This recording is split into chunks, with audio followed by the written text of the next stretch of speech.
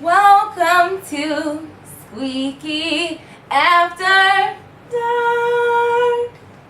I'm getting better at that, ain't I? Boom.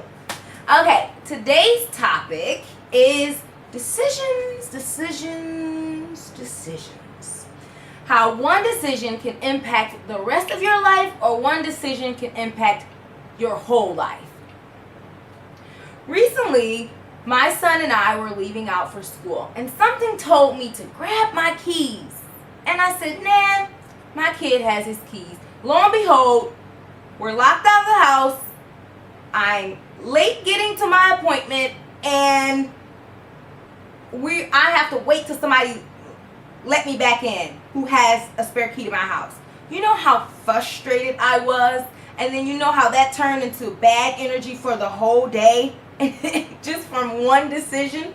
That is the trickle-down effect. Now, one decision can have a triple up effect as well.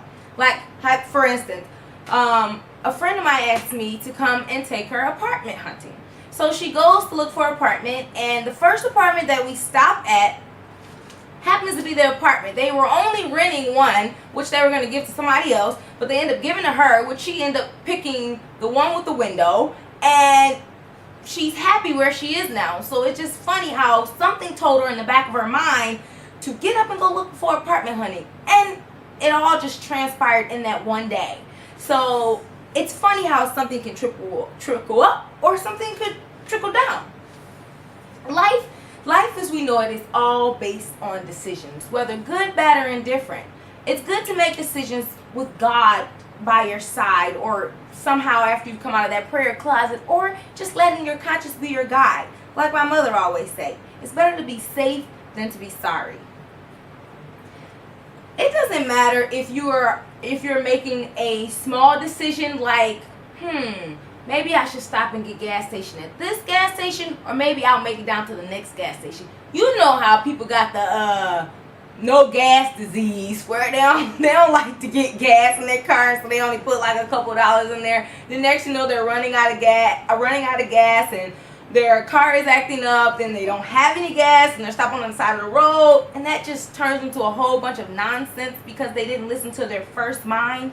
That first mind sits in the back of your head, and that first mind is there for a reason. Yeah. That first mind is there to guide you and lead you in making your decisions.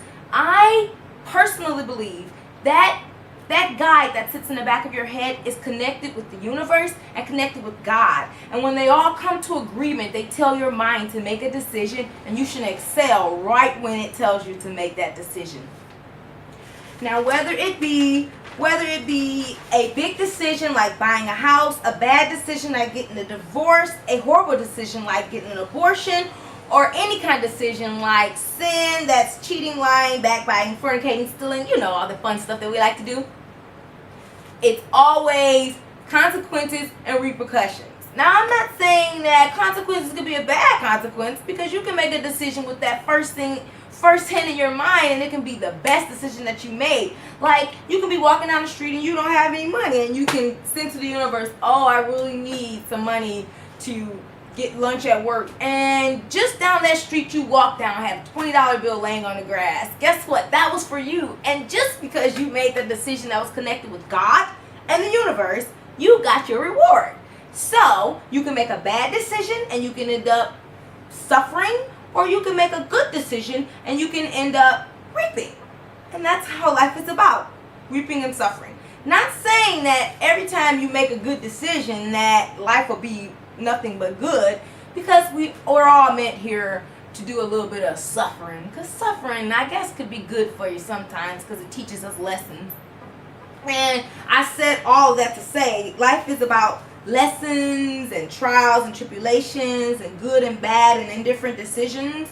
But whatever you do, you always want to make that right decision. And speaking of decisions, and I don't want to talk too long, because I like to yabber. They call me Chatty Cathy.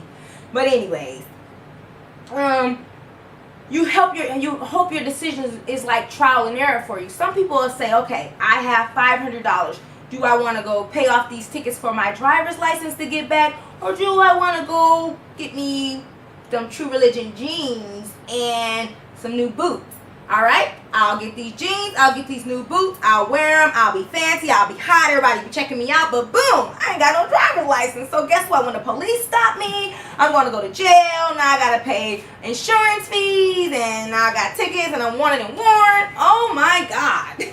That's when you say life is about decisions, decisions, decisions. So, on that note, this is a good decision. Make an appointment with God every day, and then keep it as if you were meeting with the most important person in the world. And by making that appointment, that will be a good decision. Bye. Pull your wig off.